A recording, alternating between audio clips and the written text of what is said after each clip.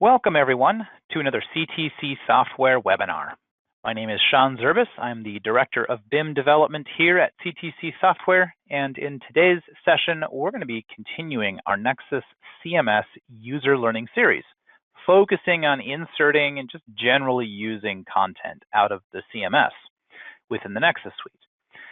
Now, as always, of course, these webinars are recorded, and if you happen to be watching this as a recording, that's fantastic. We hope this earns a like and subscribe from you. If you happen to be watching this live with us right now and you're participating in the GoToWebinar system, we also keep our eyes on the questions window. So if you have any questions you want answered about the CMS, ask them. We try to answer them in line if we can, and if not, we save a large QA session for the end if there's enough questions to justify it. So without further ado, let's jump right in and take a look at today's topic.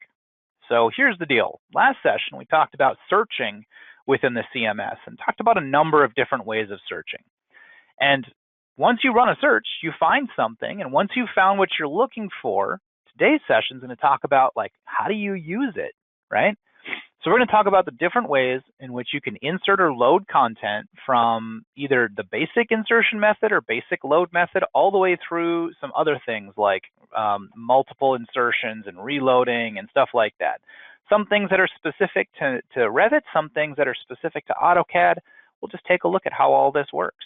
And so we're going to go through 4 specific things: inserting, and for that matter, drawing a single item if you're loading into a design app, how to load multiple items, some of the other right-click loading options that are relevant, and specifically how to update content that might already be in your current model or drawing. We're going to start straightforward here, just how to insert a single item or how to consume or load or use a single item. All right, first things first, I'm going to jump into Revit here in this case. And I have nothing open in my Revit session right now. In fact, I'm just sitting here in my little splash page. I do have the CMS open already. And so what I'm going to do is use a pre-saved search to get me into a Revit project model. And this is going to be my first foray into loading something. And so I'm just simply going to mouse over something that I want to use, and you'll notice as you do this, a little load button shows up here in the top right corner of whatever that item is. And since I am searching for something that is one of my project templates, a starter project, I'm going to go ahead and click on load here, and we're going to start seeing right away something that's very special to a Revit project in particular. Here you can see I'm detaching from central and preserving my work sets. Now, there are some other options that may show up here. Depending on the context of what you're doing, they might be relevant. But because this is a starter project, I'm just going to leave the default active here, starting from detaching from central and preserving my work sets. I'm going to go ahead and click open. And this is going to start me in a new project, a brand new starter file here. So that's one way of using this. Similarly here, let's just say I clear all of my searches out. It's going to give me access to everything that's available to me. And I'm going to search for shared, like how do I deal with shared coordinates? And one of the things that shows up here is a PDF. This has nothing to do with Revit really. It's just a PDF that talks about shared coordinates. And you saw me before as I moused over this item, I was able to click on load. And I could do that again. It would do the exact same thing as what I'm going to do if you simply double click on an item that's showing up here. Instead of moving your mouse to load, if you just double click it, that will open in whatever your native PDF reader happens to be. And for me, that happens to be Edge. And so I'm looking at this in the Edge interface, and I'm reading that particular PDF, getting some instructions on how to use it. And I can close that back out, and I'm right back working in Revit or with the CMS. And so in this case, we're just, mousing over something and either clicking once on load or double-clicking the actual item itself, and that will open it or load it and let me be able to use these items in my active drawing space. Let's try something else here real quick in Revit. Again, I'm going to go to some kind of a floor plan view, and we're going to draw something. I'm going to go to my wall command, and start drawing a wall. Now, what you might notice is that I only have some generic offerings in my particular template, and I do that on purpose because I want my team going to the CMS to load stuff. And in fact, if I happen to expand the families list and I go down into walls, into basic walls, you'll see once again the same 4 generic items. So let's see what happens when I search for that in the CMS and then begin to load some walls. Once again, for things that I commonly do, I have a pre-saved search for myself, and we'll talk in a different webinar about pre-saved searches here and how you can use those. I'm going to refine that just a little bit, looking for just my interior walls. And looking through this list here, you can see there are a certain number of walls that I use very regularly, though these walls right now are not loaded into this project. They just are ones that I use regularly when I'm starting a brand new starter project. They kind of highlight here in amber. And what I'm going to do is I'm going to load this wall type in. This is actually loading something that is able to be drawn. So this is a single item. Just click on load or double click. It doesn't really matter.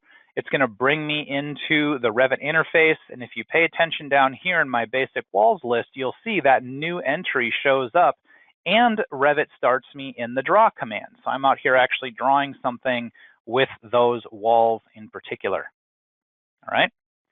Now let's talk as well about how we can insert multiple items into a model all at the same time, because sometimes I want to load more than one and I want to use more than one all at once. So how do we do that?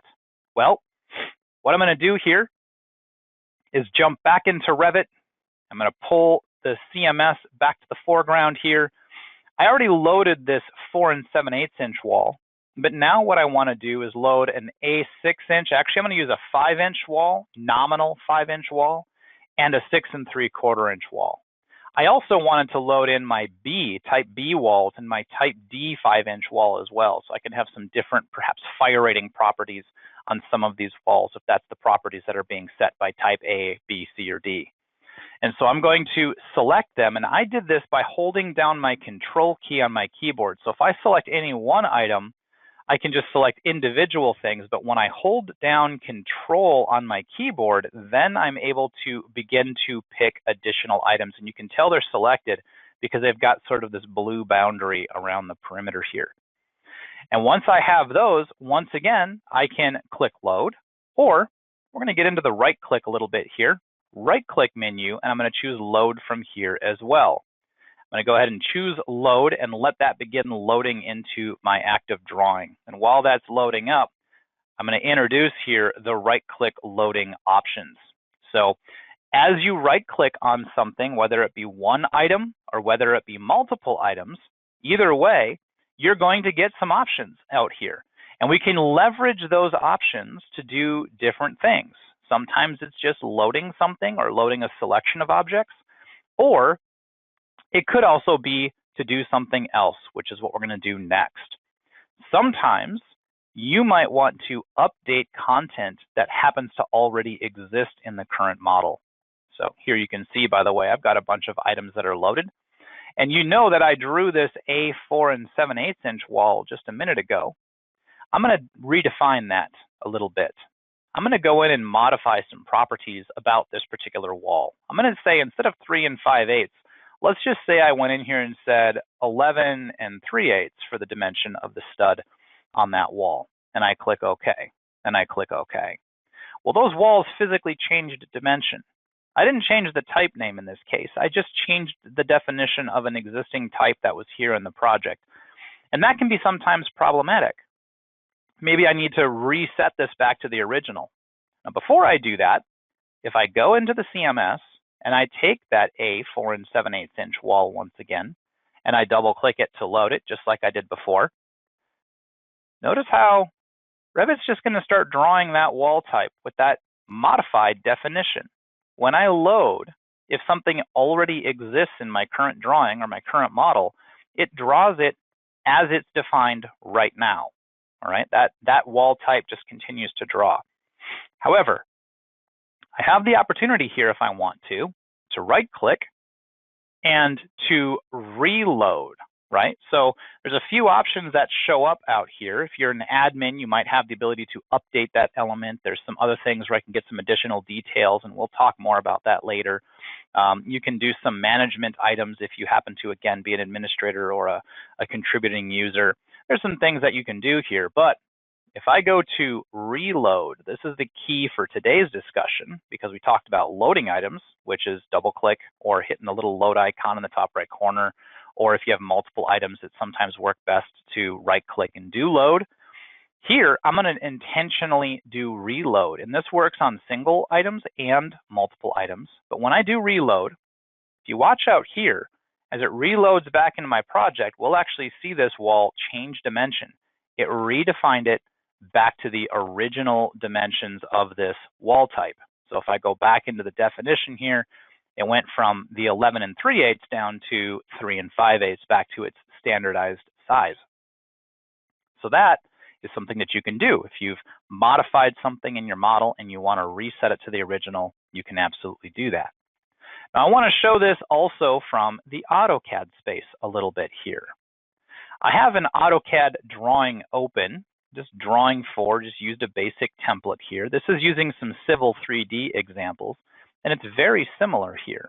If I go into the CMS, and let's just say, let's clear all my settings here. I'm going to go look at my particular library here for Civil 3D. Instead of using a pre-save search, I'm going to build one very intentionally here. I'm going to find some AutoCAD content, and very specifically, I'm going to do some label styles, some alignment label styles for geometry points. We're going to do that. So go ahead and apply here, and it's going to give me some items that I can work with. Now this standard item here, this is not currently in my geometry point or profile geometry point list.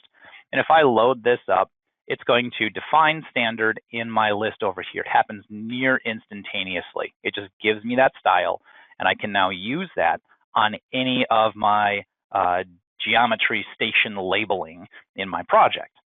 Now, let's say I did something like redefine something. If I open up this low point profile geometry point here, edit this, maybe I take some of the settings here, just like I did with the wall. I'm going to modify something, like take the visibility of this and turn the label visibility to false. You can see sort of a preview over here of what that looks like. True, showing me labels, and false, not showing me labels. And I could do that with any of the settings inside of here. As I OK that, I've now modified the low point definition for the profile geometry point.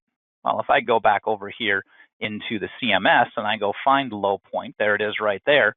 If I just load it, it doesn't do anything. But if I reload it here, now it's going to redefine that low point. Coming back in here, it's turned that visibility back on. It's reset all of the settings for everything that exists within this style. It's redefined all of that to be the same as the original coming out of the CMS. The nice thing here is that you can leverage this very powerfully to reset or to bring in any standards that you need on a drawing for Civil 3D. This works with blocks, this works with Civil 3D styles and alignments, and all those types of elements that could exist inside of here. So that's nice and powerful. And again, you can use this for multiple loading as well, to load a number of items all in at the same time. All right, we've covered a number of things: how to load multiple, how to reload and redefine items in your active model once you've found whatever it is you're looking for. So with that, I'm going to go ahead and say thank you to those of you who aren't going to hang out for the QA session.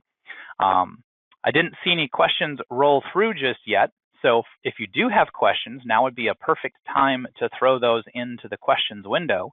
But we do always appreciate when you have the time to hang out with us and listen to how you can better leverage the tools that you're purchasing from CTC Software.